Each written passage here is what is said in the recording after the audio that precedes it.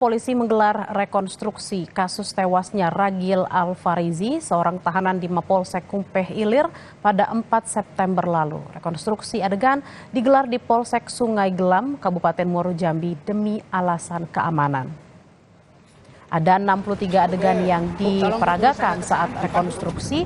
Rekonstruksi kasus tewasnya tahanan dilakukan dua tersangka, yakni anggota Polsek Kumpeh Ilir, Bribka Yuyun Sanjaya, dan Brigadir Faskal Wildanu, dan para saksi.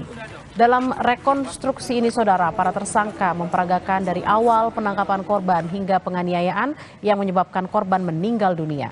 Polisi menyebut selama rekonstruksi baru diketahui korban Ragil menerima sejumlah tindakan penganiayaan dari dua polisi hingga menyebabkan korban meninggal dunia.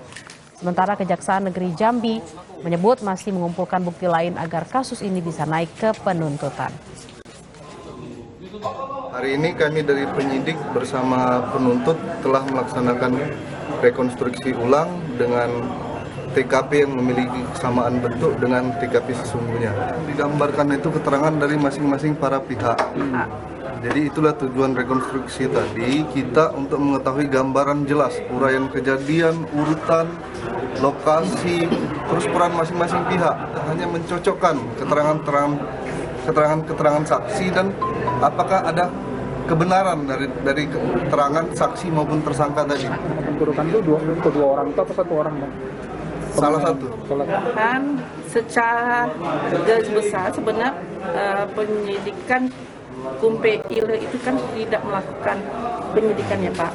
Tapi mungkin Pak pelaku saat itu ingin menangkap seseorang karena dituduh maling laptop.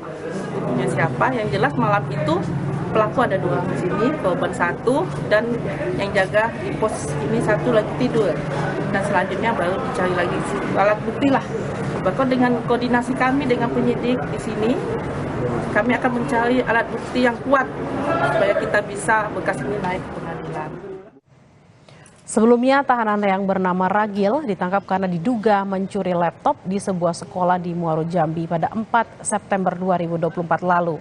Namun pada hari yang sama, korban ditemukan tewas di sel tahanan Polsek Kumpeh Ilir. Dua polisi yang diduga melakukan tindak kekerasan terhadap korban hingga tewas dan merekayasa kasus seolah-olah korban tewas karena bunuh diri.